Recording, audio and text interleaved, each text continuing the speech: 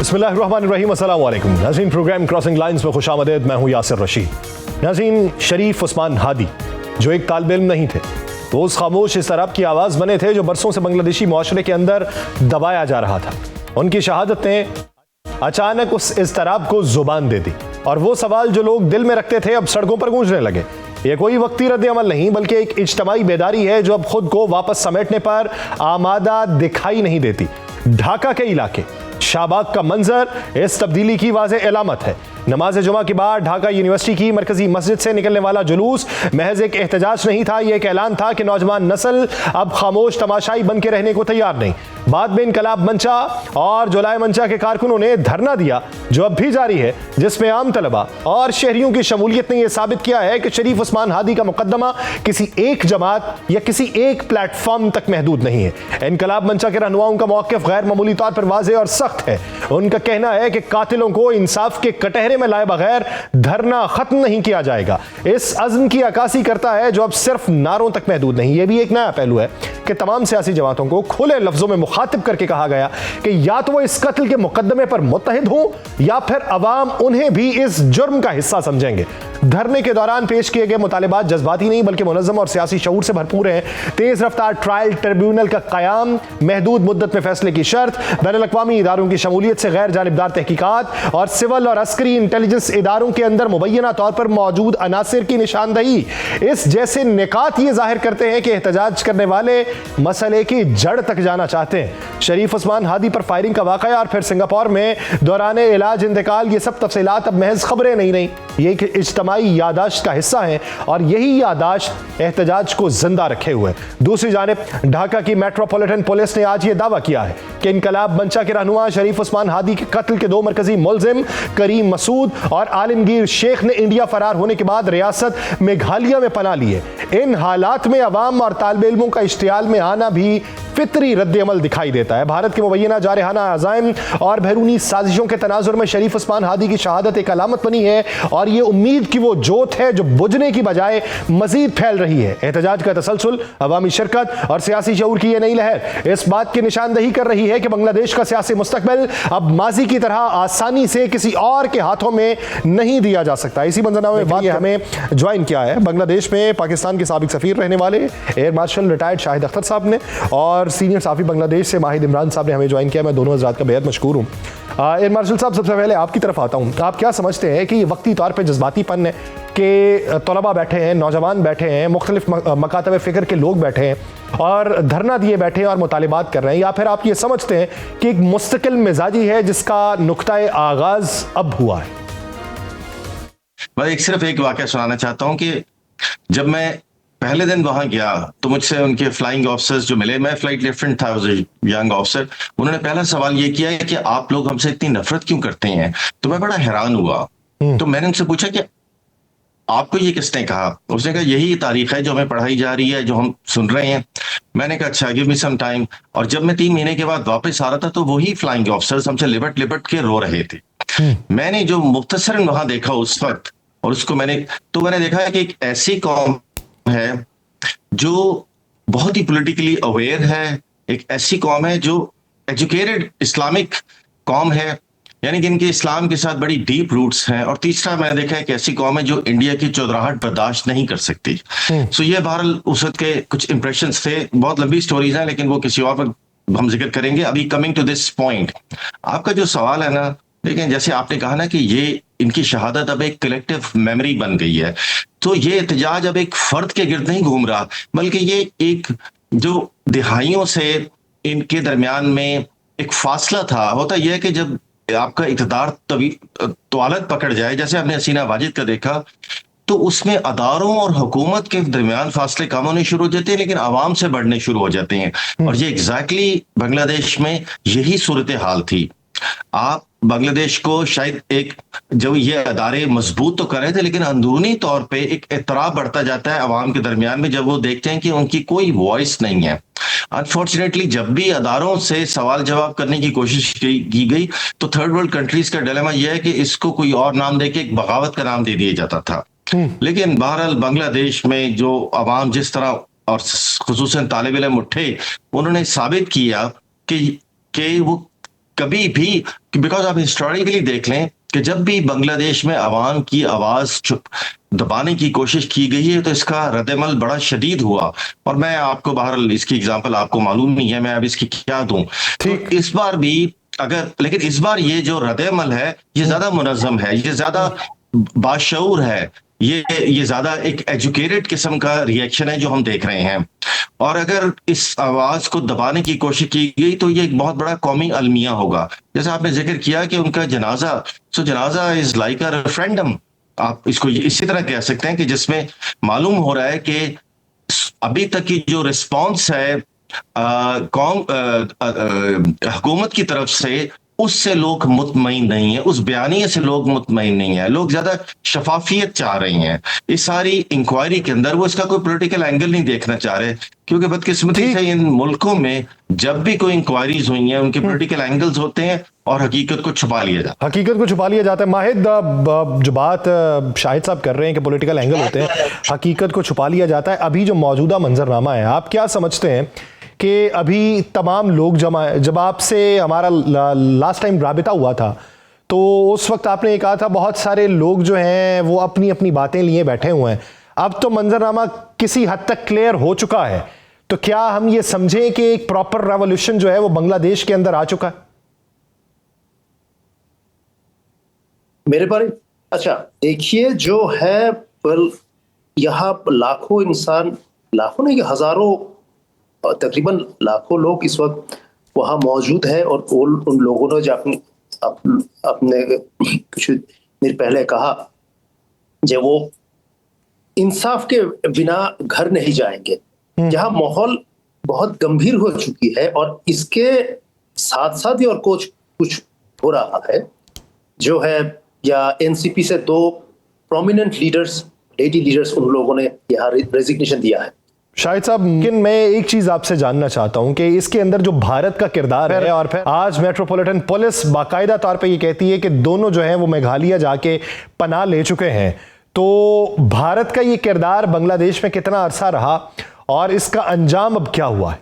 बहुत मुख्तसरन आपको मैं हिस्ट्री में लेके जाता हूं कि अगर आप बांग्लादेश अवाम को देखें तो चाहे 1857 की जंग आजादी हो, चाहे मुस्लिम लीग की फॉर्मेशन हो, या चाहे उसके बाद आप देखें कि बंगाल मूवमेंट हो या क्रिएशन ऑफ पाकिस्तान हो, आपको इनका बहुत नुमाया रोल अदा नजर आता है। और हर जगह आप देखें इन्होंने जो इंडिया हिंदुओं की हेजेमनी थी उसके इन्होंने अगेंस्ट ये गए और इन्होंने अपनी इनफरादियत बरकरार रखने के लिए हमेशा एक सतह पे इन्होंने जदोजहद की।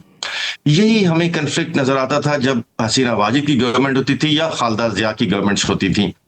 और but unfortunately because of the proximity और इनका बहुत ज्यादा इन्फ्लुएंस इंडिया का शुरू से वहां रहा, इन्होंने ही उनके मुख्तलिफ अदारों को मतलब उनको तवानाई बख्शी, ना सिर्फ अपने अवाम के खिलाफ बल्कि पाकिस्तान के खिलाफ। लेकिन अल्टीमेटली आपने देखा कि जो इसका एक रिजल्ट निकला। सो ये अब आप देखें कि हसीना वाजिद वहां पनाह ले चुकी हुई हैं, उनको ये डिमांड कर रहे हैं कि वापस करें। इंडिया की तरफ से इंतहाई स्ट्रॉन्ग रिएक्शन आया हुआ है। अगर आप इंडियन प्रोग्राम्स को फॉलो करें, उनके टीवी शोज को जो हसीना वाजिद के फरार होने के बाद से आए थे, तो उसमें ये मुसलसल बांग्लादेश को एक्यूज कर रहे थे। और सो एकदम ही इंडिया ने बड़ा ही अनफ्रेंडली जेस्चर, जो असल चेहरा था वो बांग्लादेश को दिखा दिया। तो आई एम श्योर के मतलब मैं ये नहीं कह रहा कि इनके दरमियान में कोई लड़ाई हो, मतलब ऑब्वियसली एक रीजन जो है उसको स्टेबल रहना चाहिए, लेकिन शायद अब पहले जैसे हालात नहीं रहेंगे। बांग्लादेश की आवाम तो मतलब बहुत अरसे से इस चीज की उनके अंदर अवेयरनेस थी, तो थी, लेकिन अब जिस तरीके से रिएक्शन आ रहा है वो रिएक्शन बड़ा काबिल दीद है। ये बताइएगा कि इंडिया की इन्वॉल्वमेंट और वहां जाके उन दोनों शूटर्स के पनाह लेने के हवाले से जो खबरें आ रही हैं, इस पे अवामी तौर पे रिएक्शन क्या होगा? जी, इसके साथ इन्वॉल्व 2 क्रिमिनल्स वहां मेघालय में या शिलोंग के बॉर्डर में, वहां तुरा एक छोटे से एक शहर है, ये बांग्लादेश के मायमीसिंह में, I am myself from Mymensingh, so वहाँ की बॉर्डर के एरिया में 2 लोग को पकड़ गई थी, मगर ये लोग डायरेक्टली इसके साथ इन्वॉल्व नहीं है। जिस शख्स के बारे में हम कह रहे हैं, उसका नाम है फैसल फहीम और एक चीज मैं कहूंगा कि यहाँ एक बहुत बड़ा सिक्योरिटी ब्रीच है मुझे, और अभी भी इसके डीएमपी के कमिश्नर साहब ने कहा कि 10 दिन के अंदर, मतलब 7 जनवरी तक उन लोगों ने वो चार्जशीट दाखिल करेगी, मगर इसका रिफ्लेक्शन तो हम नहीं देख सकते, क्योंकि मैं एक चीज कहूंगा कि ये मैंने एक एग्जांपल दी थी कि 40 साल पहले लाहौर में एक बहुत ही मशहूर एक फिल्म एक्ट्रेस शबनम, उसके घर में डकैती हुई थी। तो जब अथॉरिटीज ने प्रेशर की तब 48 आवर्स के अंदर अंदर ये जो डकैती की थी, ये सारे के सारे लोग पकड़ गए थे और सारे के सारे मालामाल महफूज वहां वापस मिले। सो अगर अथॉरिटी स्ट्रिक्ट हो गया, अगर वहां रेड अलर्ट उसके नाम में जारी है, तो उसे क्यों पकड़ नहीं सकते। और एक चीज 2 दिन पहले एक न्यूज में आया था कि वो इस वक्त मुंबई में है। अगर वो मुंबई में है, मुंबई में तो हमारा बांग्लादेश के नेटवर्क तो काम नहीं करते, तो वहां जो यहाँ की सिम कार्ड, यहाँ की IMEI नंबर वहां एक्टिवेट नहीं होगा। अगर हिंदुस्तान में जाकर वो नंबर चेंज करेगा तो वो नंबर यहाँ कैसे मालूम होगा। सो यहाँ एक चीज मैं कहूंगा कि अथॉरिटी का कुछ ज्यादा स्ट्रिक्ट होना चाहिए। सो ये अच्छा माहिद एक चीज और बताइए, ये तो आप सिक्योरिटी लूप होल्स की बात कर रहे हैं, तफ्तीश जो है वो मुकम्मल होगी तो हकायक सामने आएंगे। ये बताइए कि मेरा वो पहला सवाल जिसका जवाब मुकम्मल नहीं हो सका था कि अभी अगर बांग्लादेशी अवाम और नौजवानों में एक तब्दीली आ चुकी है, तो क्या ये तब्दीली वक्ती है, जज्बाती है, या फिर आप इसे एक बदलता हुआ मुस्तकबिल समझते हैं? देखिए, ये मैं कह रहा हूं कि जो शहीद हादी के ऊपर वार या शूट आउट की है, उसका उन माहौल या उस पार्टी का एक ही मकसद है, क्योंकि यहाँ एक स्टेट ऑफ कैओस बना है। और दूसरा, या ये जो इलेक्शन होने जा रहा है जो 26 का फरवरी में होने वाला है, उसे किसी भी तरह इसे पोस्टपोन या इसे क्या करो, इसे खत्म कर दे। मगर इस वक्त माहौल ऐसे ही है क्योंकि हमारे पास इलेक्शन के सिवा दूसरे कोई चारा नहीं है। ठीक। और एक चीज यहाँ मैं नहीं कहूंगा, कुछ नहीं कह सकती कि कौन इसके साथ इन्वॉल्व है। हाँ, हिंदुस्तान, कुछ लोग कहते हैं हिंदुस्तान इन्वॉल्व है, मगर हिंदुस्तान वालों से भी जो रिस्पॉन्स मैं देख रहा था टेलीविजन या न्यूज पेपर एजेंसीज में, कि उन लोगों ने जो को कह रहा है कि उन लोग हम पे उंगली उठाते हैं कि ये हमारा ही। और हाँ, उन लोग ने जो कहा, मैं गलत नहीं कहूंगा कि यहाँ हमारा ही सबसे बड़ा, क्या कहूँ, दिस इज आवर इनकेपेबिलिटी, कि हमारा यहाँ एक इतनी बड़ी जुर्म हुई, किसी ने नहीं देखा। अगर देखा भी, उसे हम पकड़ नहीं सकते। अगर हमें देखा है तो हम क्यों पकड़ नहीं सकते? That is the question. और वो अगर हिंदुस्तान में है, वो कैसे फरार हुई, यानी वो फरार कैसे हुआ, वहां जाके पनाह कैसे ली, ये एक बुनियादी सवाल है। और दूसरा ये कि यहाँ पे जो अवाम इस वक्त बैठे हैं, उनके मकासद जो हैं वो देख के ये लगता है कि हालात जो है बेहतरी की जानिब अभी फिलहाल जो है वो जाते दिखाई नहीं देते। बहुत शुक्रिया माहिद इमरान साहब, air marshal retired Shahid Akhtar साहब, इस हवाले देने के लिए। नाज़रीन, दीगर इश्यूज़ पे बात करेंगे एक शॉर्ट ब्रेक के बाद, कहीं नहीं जाएगा। Stay with us. Welcome back. नाज़रीन, हर साल नए वादों के शोर में जन्म लेता है, मगर कुछ साल खामोशी से अंजाम पे पहुंच के उन्हीं वादों का हिसाब मांगते हैं। 2025 भारतीय खारजा पॉलिसी के लिए ऐसा ही एक साल बन के सामने आया, एक ऐसा साल जिसने हुकूमती दावों का पोल खोल दिया और सिफारती बयानिए को कड़ी जांच के कटहरे में ला खड़ा किया।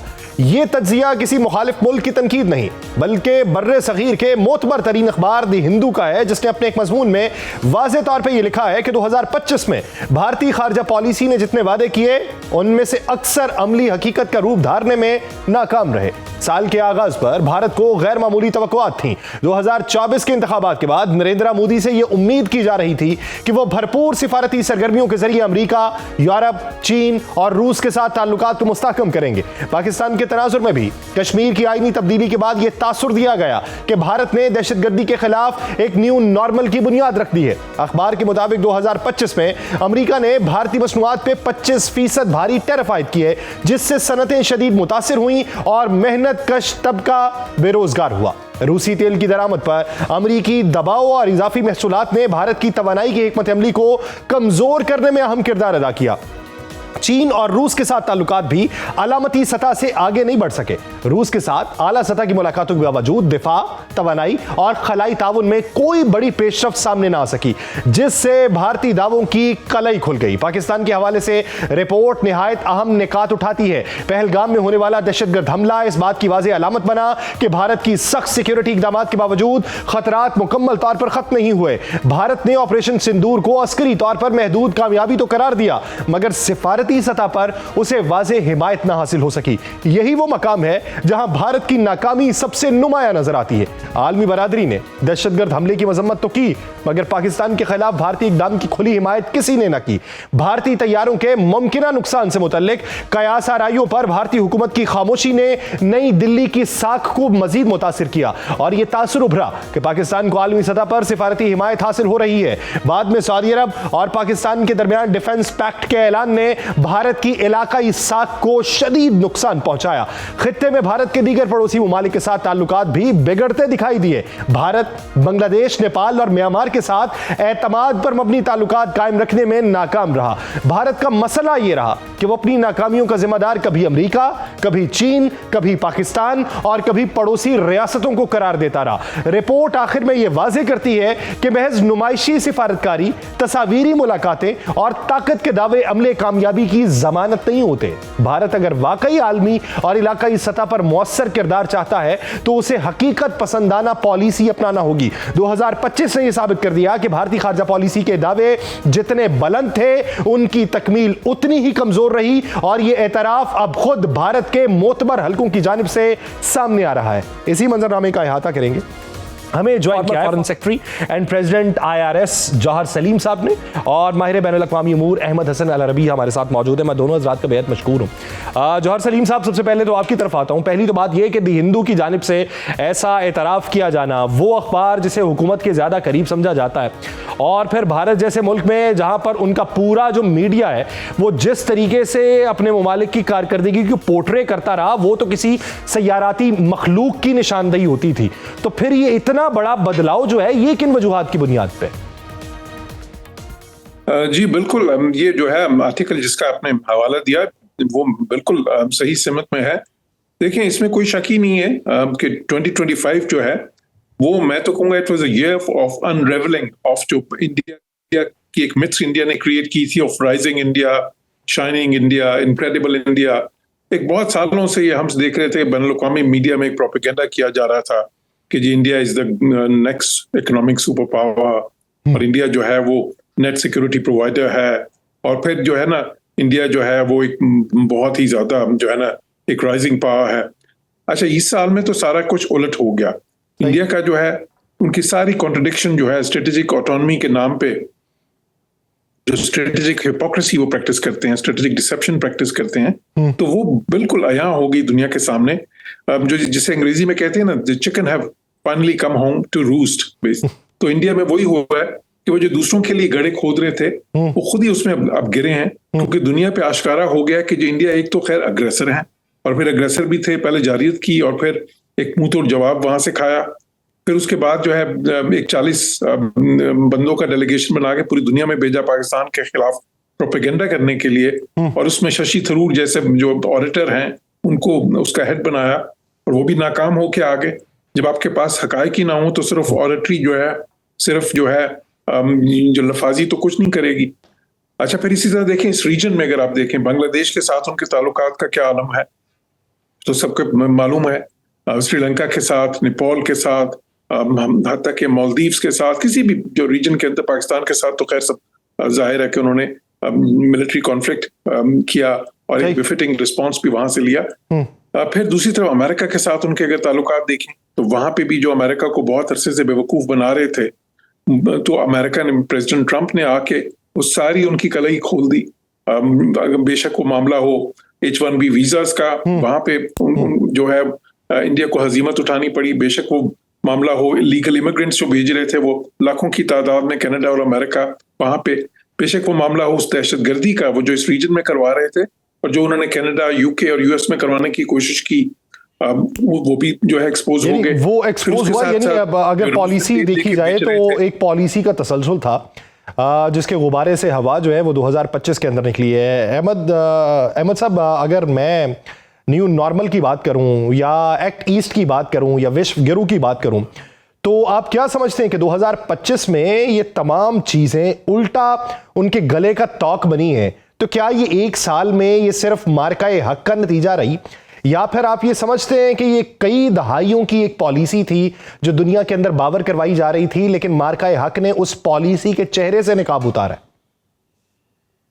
जी बहुत शुक्रिया। देखिए बात ये है कि जी बहुत शुक्रिया। देखिए बात कुछ इस तरह से है कि मार्का हक और बुनियानुल मरसूस वो टिपिंग पॉइंट था कि जिसके बाद हम एग्जिस्ट जिस टाइम एंड स्पेस में कर रहे हैं इसको पोस्ट ट्रूथ एरा कहते हैं। पोस्ट ट्रूथ एरा में perception is bigger than reality.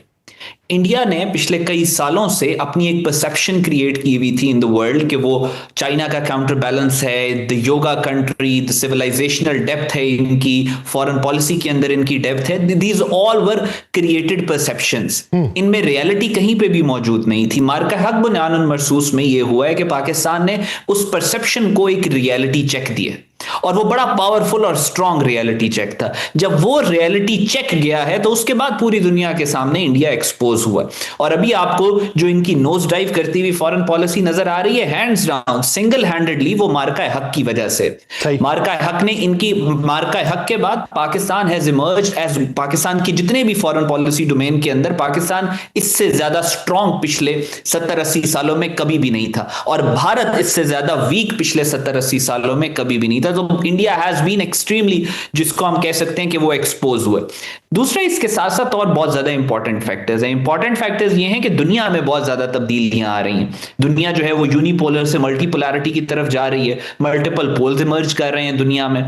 फिर उसके बाद पूरी दुनिया की एक सिक्योरिटी इक्वेशन थी। उस सिक्योरिटी इक्वेशन में अमेरिका का बहुत इंपॉर्टेंट रोल था, यूरोपियन थिएटर में भी और मिडिल ईस्टर्न थिएटर में भी। अमेरिका के अंदर जो तब्दीलियां आ रही हैं, अमेरिका में जो मेक अमेरिका ग्रेट अगेन के नाम पे जो हुकूमत आई है, फिर उसके बाद अमेरिका फर्स्टर्स की जो लॉबी है जो कहती है कि हमने अमेरिका को बैरूनी जंगों से निकालना है, उसकी वजह से पूरी दुनिया में जो सिक्योरिटी इक्वेशन है वो जो है वो तब्दीली की तरफ जा रही है। उस सिक्योरिटी इक्वेशन में अमेरिका मिडिल ईस्ट से भी पुल आउट करना चाह रहा है। उस सारे हालात जो हमारे इर्द गिर्द बन रहे हैं, naturally Pakistan comes at the centre stage. India on the other hand, जो इंडिया ने अपनी फॉरेन पॉलिसी रखी, दो तरह की फॉरेन पॉलिसी होती है, एक एक्टिव पॉजिटिव फॉरेन पॉलिसी जिसको कहते हैं, और एक रिएक्टिव नेगेटिव फॉरेन पॉलिसी होती है। इंडिया ने हमेशा से अपनी foreign policy negative and reactive रखी, और उसका जो फोकस रहा है वो पाकिस्तान रहा है। अब पाकिस्तान की फॉरेन पॉलिसी में आपने देखा कि इंडिया का जो बड़े से बड़ा ख्वाब था, पाकिस्तान पिछले 8 महीनों से उसको जी रहा है। पाकिस्तान जिस तरीके से गाजा फलस्तीन और इसराइल वाला जो कॉन्फ्लिक्ट है उसमें अपना रोल प्ले कर रहा है, पाकिस्तान ने जिस तरीके से इसराइल ईरान वॉर रुकवाने में अपना किरदार अदा किया, पाकिस्तान जिस तरीके से काउंटर टेररिज्म के ऊपर लीबिया के साथ काम कर रहा है, पाकिस्तान जिस तरीके से सऊदी अरेबिया के साथ डिफेंस पैक्ट कर रहा है, सो ये शो करता है कि पाकिस्तान की फॉरेन पॉलिसी की डेप्थ क्या है। अब इंडिया ने क्योंकि अपने आप को पाकिस्तान के रिएक्शन में अपनी फॉरेन पॉलिसी सारी बनाई है, तो जिस जिस तरह पाकिस्तान सक्सेस की तरफ जाता जा रहा है, आपको इंडिया की ऑटोमेटिकली फॉरेन पॉलिसी डाउनफॉल का शिकार नजर आ रही है। Pakistan on the other hand, आपने देखा है कि पिछले 7-8 और मार्का हक के फौरन बाद से जिस तरीके से पाकिस्तान अपनी पावर प्रोजेक्ट कर रहा था मिडिल ईस्ट में और पूरी दुनिया के अंदर, इंडिया पाकिस्तान के लिए बैकग्राउंड में जाना शुरू हो गया, just like another country. So Pakistan का जो सक्सेस है, ऑटोमेटिकली ये जो इंडियंस की अपनी जो हिंदुत्वाइज्ड और सैफरनाइज्ड उनकी जो अपनी डॉक्ट्राइन थी उसी की वजह से तो वो अपनी अब जो पॉलिसी है उसके अंदर वो नाकामी का सामना कर रहे हैं। जौहर साहब, मेरा सवाल आपसे है कि बहुत से ताल्लुकात बेहतर करने की कोशिश की गई मुख्तलिफ ज़राए से चाइना के साथ, लेकिन लाइन ऑफ एक्चुअल कंट्रोल की सूरत हाल तब्दील नहीं हुई। रूसी सदर के दौरे को लेकर बहुत हवा बनाया गया और उसको बैनुल अक़वामी सतह के ऊपर एक साख दिलवाने की कोशिश की गई, उसके नताइज भी बेसूद रहे। इसकी बुनियादी वजह आप क्या समझते हैं? छोड़ दीजिए पाकिस्तान के साथ क्या हुआ या पाकिस्तान ने उनको मार मारी, ये तो पाकिस्तान वाला मामला था। जिनके साथ उनके बेहतर ताल्लुकात थे वो क्यों खराब हो रहे हैं, चाइना को छोड़ के रशिया की अगर बात करें? जी, अगर आप इंडिया और चाइना की और इंडिया और रशिया के ताल्लुकात की बात कर रहे हैं, देखिए इंडिया और चाइना की जो है ना, वो तो इंडिया सिर्फ इस्तेमाल करना चाह रहा था चीन के साथ अपने ताल्लुकात को थोड़ा सा वसअत देने का, एक वो जो है ना एक मंजरनामा पेश करके सिर्फ अमेरिका पे प्रेशर डालने के लिए, वो एक बार्गेनिंग चिप के तौर पे इस्तेमाल करने चाह रहे थे उसको। और इसीलिए शंघाई कोऑपरेशन ऑर्गेनाइजेशन जिसकी मीटिंग्स में मोदी तो कभी जाते ही नहीं थे उसमें, जयशंकर ही हमेशा उनके जो फॉरेन मिनिस्टर हैं पिछले कई सालों से वही जा रहे थे। और जब इंडिया में होनी थी SCO की मीटिंग तो उसको उन्होंने वर्चुअल कर दिया, हालांकि उस वक्त कोविड खत्म हो चुका था। तो लेकिन इस बार वो खुद गए चाइना और बहुत ज्यादा जी बड़े वो वहां पे फोटो ऑप्स की और सारा कुछ। तो वो सिर्फ प्रेशर डालने की कोशिश थी वेस्ट पे कि देखिए हम अगर आपने तो हमें काउंटरवेट बना रहे हैं चाइना का और हमारी इतनी कलीदी अहमियत है इंडो पैसिफिक स्ट्रेटेजी में, लेकिन अगर आप हमें वो अहमियत मजीद नहीं देंगे और ये ट्रेड की बात कर जो इश्यूज रेज करेंगे और H1B वीजास के इश्यूज रेज करेंगे और लीगल इमिग्रेशन के इश्यूज रेज करेंगे तो फिर हमारे पास ये ऑप्शन भी मौजूद है। लेकिन वो हर बार नाकाम हो गया क्योंकि चाइना ने वहां पे उनको जो है ना, ठीक है चाइना के उनके साथ इकोनॉमिक रिलेशंस हैं, बहुत बड़ा एक इकोनॉमिक रिलेशनशिप है, वो तो दहाइयों से है, बहुत पुराना है। उसके अलावा उन्होंने कोई अहमियत नहीं दी इस किस्म की मोदी को। तो वो और अमेरिकन जो है देखें उनकी, क्योंकि पहले ही उससे पहले इंडिया बहुत ज्यादा एक्सपोज हो चुका था, जो है पाकिस्तान से जो कॉन्फ्लिक्ट था उसमें भी एक्सपोज हुआ, अपनी डिप्लोमेसी में जो नैरेटिव एक पेश किया उसमें भी एक्सपोज हुआ। फिर जो एक्शंस देखें, action speak louder than words.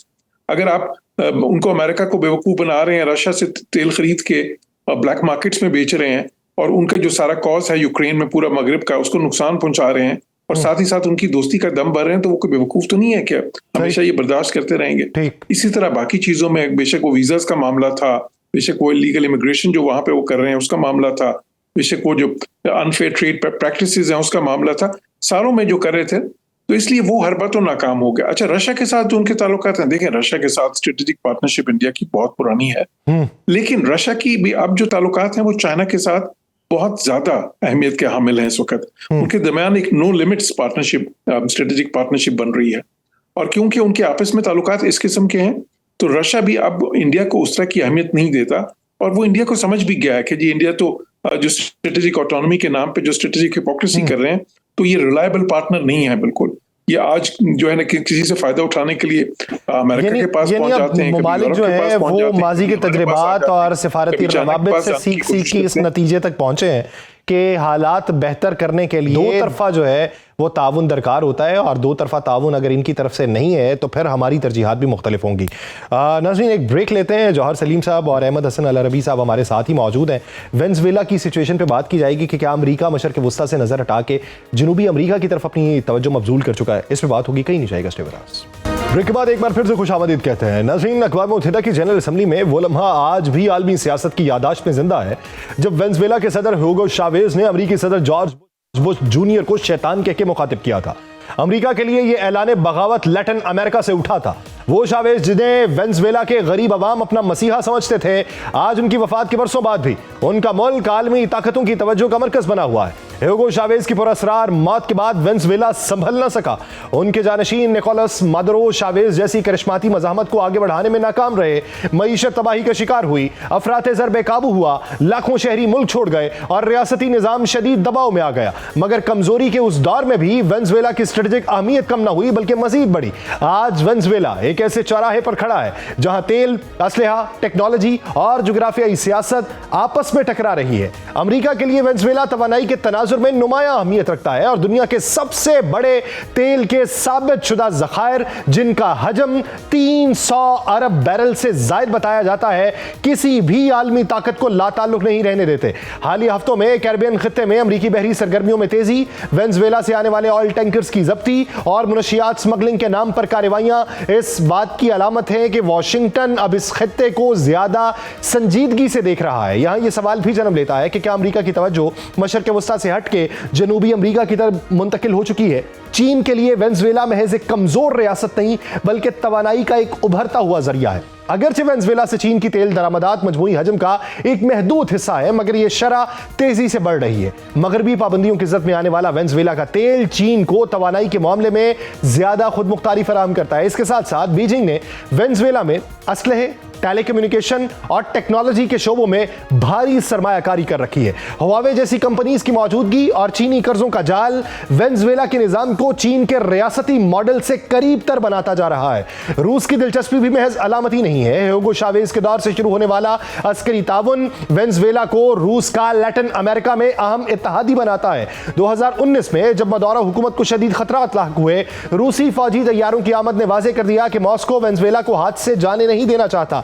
अगरचे आज रूस की हिमायत माजी जितनी मजबूत नजर नहीं आती, मगर उसकी मौजूदगी अब भी अमेरिका के लिए एक स्ट्रेटेजिक चैलेंज है। वेनेजुएला आज सिर्फ एक मुआशी बहरान का शिकार मुल्क नहीं, बल्कि आलमी ताकतों के दरमियान असर और रसूख हासिल करने की जंग का मरकज बन चुका है। ह्यूगो चावेज शायद तारीख का हिस्सा बन चुके हों, मगर उनकी मज़ाहमती सियासत ने वेनेजुएला को वो मकाम अता किया जिससे नजरें हटाना चीन, रूस और अमेरिका में से किसी के लिए भी मुमकिन नहीं है। हमारे साथ अहमद हसन और जौहर सलीम साहब मौजूद हैं। अहमद हसन साहब, आप क्या समझते हैं मजमूई मंजरनामे में क्या अमेरिका की तरजीहात में तब्दीली आ चुकी? क्योंकि एक रिपोर्ट मंजर आम पे आती है जिसमें पता ये चलता है कि ये दरमियानी ताकतों के उरूज का जमाना है और वो जो खित्ते के दावेदार बने फिरते थे, जो सालसी का किरदार अदा किया करते थे, वो बैकफुट पे जाना शुरू हो गए। द डिप्लोमेट ने इशारा अमेरिका की तरफ किया था, लेकिन अमेरिका अब अगर लैटिन अमेरिका की जानिब गामजन हो चुका है तो इसकी वजूहात क्या? जी देखें, जैसा मैंने अभी आपसे इससे पिछले सेगमेंट के अंदर भी कि अमेरिका का इस वक्त जो अमेरिका के अंदर जो लोग इक्तदार में हैं वो अमेरिका फर्स्ट की पॉलिसी लेके आए हैं और वो कहते हैं कि हमने अमेरिका को बैरूनी जंगों से निकालना है। चाहे टेड क्रूज की बात करें, चाहे टकर कार्लसन की बात करें, चाहे अमेरिकन वाइस प्रेसिडेंट की बात करें, चाहे डोनाल्ड ट्रंप की बात करें, वो निकालने की वजह क्या है? वो निकालने की वजह ये है, वो ये कहते हैं कि अगर America continues to fight external battles Israel के बिहाफ पे या दूसरे पार्टनर्स की वजह से, तो अमेरिका के अपने जो पावर कॉरिडोर्स हैं, अमेरिका की जो इंटरनल पॉलिटिक्स है वो सिविल वॉर की तरफ चली जाएगी और अमेरिका जो थोड़ी बहुत ग्लोबल डोमिनेंस है उसके चक्कर में अपनी रीजनल डोमिनेंस से भी जाएगा। सो अमेरिका की एक पॉलिसी इस वक्त ये है कि हमने बैरूनी जंगों से निकलना है, यानी जो मिडल ईस्ट और यूरोपियन थिएटर में है, लेकिन हमने अपना स्ट्रॉन्ग होल्ड रीजन के अंदर उसको स्ट्रेंथन करना है। और वही उनका जो पुराना मॉनरे डॉक्ट्रिन है उसमें उन्होंने वाज़ेह तौर पर यह बात कही हुई है कि वो जो ग्लोबल पावर्स हैं या बड़ी पावर्स हैं उनको इस रीजन के अंदर अपना मिलिट्री और इकोनॉमिक स्ट्रॉन्ग होल्ड कायम नहीं करने देंगे। अब वेनेजुएला की जहां तक बात है, इसके मल्टीपल फैक्टर्स हैं। एक तो वेनेजुएला की जो लीडरशिप है वो ओपनली अमेरिका को थ्रेटन करती है, अमेरिका के खिलाफ है। दूसरा, चाइना की बहुत ज्यादा इन्वेस्टमेंट है वेनेजुएला के अंदर। चाइना का ऑयल अगेंस्ट वो डेट जो है, उनके एग्रीमेंट्स बहुत ज्यादा हैं। फिर उनका टेलीकॉम सेक्टर, उनकी स्पेस सेक्टर, उनकी टेलीकम्युनिकेशन, मल्टीपल जगहों के ऊपर चाइना बहुत ज्यादा इन्वेस्ट कर रहा है। जाहिर है जो डायरेक्टली थ्रेटन करता है वेस्टर्न हेमिस्फीयर में अमेरिका की हेजेमनी को। दूसरा जो मेन फैक्टर है, थर्ड जो फैक्टर है वो है रशियन इन्वॉल्वमेंट। रशियन अब स्ट्रेटेजिक पॉस्चरिंग कर रहा है, specially after Ukraine Russia war के बाद। सो वो स्ट्रेटेजिक पॉस्चरिंग कर रहा है, वो वेपन्स दे रहा है, म्यूनिशन दे रहा है, असला दे रहा है, मिलिट्री ट्रेनिंग दे रहा है वेनेजुएला को, जो जाहिर है डायरेक्टली थ्रेटन करता है अमेरिका की रीजनल हेजेमनी को। So Americans to sum it up अपनी जो ग्लोबल डोमिनेंस है उस पे तो कुछ हद तक कॉम्प्रोमाइज करने के लिए तैयार हो गए हैं, लेकिन वो वहां से पावर को कंसोलिडेट करके जो रीजनल डोमिनेंस है उसको कायम रखना चाह रहे हैं, at least for the next 5 to 6 decades. So ये जो वेनेजुएला में सारा हो रहा है ये इसकी लार्जर पिक्चर है। ठीक, जौहर साहब, सर आप क्या समझते हैं कि कभी किसी आइलैंड पे कब्जे की बातें, कभी किसी मुल्क की जंग खत्म करवाने की बातें और कभी वेनेजुएला में इंटरफेयर करने की बातें, अमेरिका की पॉलिसी के बुनियादी मकासद हैं क्या? और अगर वो अपनी पिछली पॉलिसी से इनहराफ करना चाह रहा है तो मुस्तकबिल करीब में उसकी वाज़ेह पॉलिसी क्या होगी? देखिए, अहमद ने ठीक कहा। देखिए, मॉनरो डॉक्ट्रिन जो है वो 19वीं सदी में आया था। उस वक्त ही अमेरिका ने कह दिया था कि जो सदर्न हेमिस्फीयर है हम उसमें दूसरों को, उससे तो यूरोपियन पावर्स की बात हुई थी, उनको इंटरफेयर नहीं करने देंगे। वो समझता है कि ये हमारा जो स्फीयर ऑफ इन्फ्लुएंस है। हालांकि फिर वहां पे बहुत से मुल्क बाद में, देखिए क्यूबा में रेवोल्यूशन उनके खिलाफ आया और भी बहुत से मुल्कों में साउथ अमेरिका जो है after the second world war. लेकिन देखिए, अमेरिका के जो कोर इंटरेस्ट हैं, एक तो ये है जाहिर है कि वो they are the only global power भी जो है, उनके 800 दुनिया में इस वक्त तकरीबन जो है अड्डे हैं, जो फौजी अड्डे हैं जिसको आप कहते हैं बेसिस, जो मिलिट्री बेसिस हैं। तो वो किसी भी मुल्क की उसके बाद उसका अशर अशीर भी नहीं है बिल्कुल। तो एक उनकी जो नेवल पावर है जाहिर है पूरी दुनिया में है। तो साउथ अमेरिका, अब उसमें वो भी ऐसा मुल्क जो वेनेजुएला है जिसमें ऑयल के रिजर्व सबसे ज्यादा हैं दुनिया में, इवन सऊदी अरब से भी ज्यादा हैं, रशिया से भी ज्यादा हैं। तो बिल्कुल अब जाहिर है उसमें उनका इंटरेस्ट तो होगा। ऑयल में हमेशा से अमेरिकन का बहुत इंटरेस्ट रहा है, बेशक वो मशरिक वस्ता का ऑयल हो, बेशक वो दूसरे मुल्कों में हो, और जाहिर अपने खित्ते में तो फिर और भी ज्यादा होता है। अब वहां पे देखें, ह्यूगो चावेज के बाद अब 2014 से ऑलमोस्ट ये निकोलस मदुरो जो है ये भी एंटी अमेरिकन है। तो ये एंटी अमेरिकन गवर्नमेंट्स रही हैं। उनका वेनेजुएलन्स को नुकसान भी बहुत हुआ है। उनकी इकोनॉमी देखें तबाह हो चुकी है, हाइपर इन्फ्लेशन जिस तरह आपने कहा, वहां पे अशिया की किल्लत है, बिल्कुल एक जो है ना क्योटिक किस्म की इकोनॉमी है और बहुत मुश्किलात में है वहां के अवाम, क्योंकि वो जो उन्होंने एंटी अमेरिकन स्टैंस या एंटी वेस्टर्न स्टैंस लिए हैं उनकी लीडरशिप ने, उसने कोई बहुत ज्यादा फायदा नहीं दिया वैसे उनकी जो है ना मुल्क के अवाम को। खैर, अब जहां तक अमेरिका की ताल्लुक है, अमेरिका का ताल्लुक है ख़ुसूसन प्रेसिडेंट ट्रम्प की फॉरेन पॉलिसी का, तो वो तो प्रेसिडेंट ट्रम्प जो है, एक तो he is not a strategic thinker, वो ज्यादा लॉन्ग टर्म पर्सपेक्टिव नहीं रखते, इज अ टैक्टिकल थिंकर। दूसरा इज अ ट्रांजैक्शनल थिंकर, वो जो है ना उनका बहुत ज्यादा उस पर होता है एम्फेसिस कि देखें अमेरिका को क्या फायदा हो रहा है। जाहिर है मेक अमेरिका ग्रेट अगेन हो या अमेरिका फर्स्ट की पॉलिसी हो, उसमें क्या है उन्होंने प्रूव करना होता है कि जी अमेरिका के लिए मैंने क्या किया। और मैं ये कहूंगा कि उसके असरात भी सामने आ रहे हैं। अब ये देखें कि अमेरिका ने पिछले 2 क्वार्टर्स में जो उनका ग्रोथ रेट रहा है, जीडीपी ग्रोथ रेट, इतनी बड़ी इकोनॉमी है और वो 4.4% पर एनएम के हिसाब से पिछले 2 क्वार्टर्स में, उससे भी ऊपर 4.5 तक शायद। और वो कह रहे हैं कि मेरा एक सवाल ये है कि एक सोच तो ये पाई गई है कि हम दूसरी जंगों पे क्यों खर्च करें या नई जंगों का आगाज क्यों करें, हमें अमेरिका के ऊपर तवज्जो देना है। तो फिर ऐसी सोच के साथ साथ वेनेजुएला के अंदर इंटरफेरेंस जो है वो फिर किस वजह से है या किस मंतिक से? देखें, वो जब वो कहते हैं ना कि जंगों में हमने हिस्सा नहीं लेना, तो उससे उनका मतलब होता है वो जंगें जहां पे कोई अमेरिका को फायदा ना हो या उनका कोई डायरेक्ट इंटरेस्ट इन्वॉल्व ना हो। लेकिन जहां पे भी उनके डायरेक्ट इंटरेस्ट इन्वॉल्व होंगे, जहां पे अमेरिका की लेट्स से उनकी इकोनॉमी को कोई मेजर फायदा होगा, तो उसमें तो कोई आप देखें कोई मुज़ायका नहीं होगा उनको, उसमें कोई तरद्दुद नहीं होगा उनको, उसमें बिल्कुल इन्वॉल्व हो सकते हैं। बिकॉज जहां पे भी अमेरिका देखें, जितनी बड़ी अमेरिका ग्लोबल पावर है, उसके लिए जरूरी है क्योंकि उनकी दुनिया में उनका एक जो है ना कहीं ना कहीं चौधराहट कायम करना जो है वो उनके लिए जरूरी भी है और उनकी मजबूरी भी है। अहमद हसन साहब, मुझे आपका आखिरी मौक़िफ़ चाहिए इसी के ऊपर ही। वही मेरा सवाल, उस पर आप क्या मौक़िफ़ रखते हैं कि क्यों पॉलिसी में शिफ्ट है? और दूसरा ये कि क्या मदारों के ख़िलाफ़ वहाँ पे जो पेनिट्रेशन करने की कोशिश की जा रही है कि उसके ख़िलाफ़ हो जाए, लेकिन अभी तक कोई भी पॉलिटिशियन उसके ख़िलाफ़ कोई गवाही देने के लिए सामने नहीं आ रहा, तो क्या उसके अंदर कामयाबी होगी अमेरिका को? जी देखें, बात यह है कि अमेरिका की इस वक्त जो ये पॉलिसी है, अमेरिका बिहाइंड द सीन्स बहुत सारी ऐसी चीजें चल रही हैं जो पब्लिक में नहीं आती, लेकिन इतना कोई आसान और इतना हंकी डोरी नहीं है अमेरिका के अंदर जो सब कुछ चल रहा है। अमेरिका ने जिस पॉलिसी 2001 के बाद पूरे मिडल ईस्ट में और ये बाकी जंगों के अंदर उसने टोटल वॉर का कॉन्सेप्ट दिया था, रिचर्ड पर्ल ने और डिक चैनी ने वो जिस इंस्टीट्यूट के थ्रू दिया था उसका नाम था अमेरिकन एंटरप्राइज इंस्टीट्यूट, और जो पेपर था उसका नाम था project of new American century. अब जो लोग उस प्रोजेक्ट के साथ जुड़े थे, अक्टूबर में, लास्ट में आपको बता रहा हूं 2 महीने पहले अक्टूबर में एशली जे टेलस नामी एक शख्स था जो उस प्रोजेक्ट का मास्टरमाइंड था, उसको ट्रंप ने ट्रीजन के अंदर जेल में भिजवा दिए। सो जो पॉलिसी अमेरिका की थी, जो अमेरिका के अंदर एक सोच बहरहाल पाई जाती है कि अमेरिका में इस वक्त जो $37 ट्रिलियन का कर्ज है, अभी $38 ट्रिलियन हो गया। अमेरिका में होमलेसनेस अपने अरूज पे है, अमेरिका में ड्रग एडिक्शन अपने तारीख में सबसे ज्यादा है, अमेरिका में जो पॉलिटिकल ओपिनियंस में डिफरेंस है वो अपनी तारीख में सबसे ज्यादा है, होमलेसनेस सबसे ज्यादा है।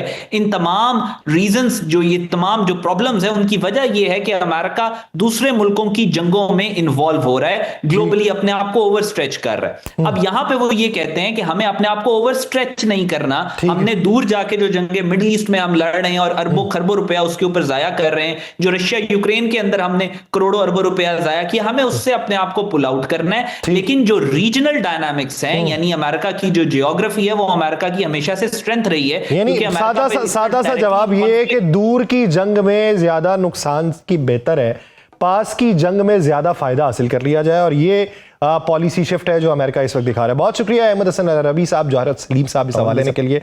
नाज़रीन, प्रोग्राम का वक्त खत्म हो जाता है, मुझे दीजिए इजाजत। आपसे मुलाकात होगी जुमे के रोज। अपना बहुत सा ख्याल रखिएगा। अल्लाह निगहबान।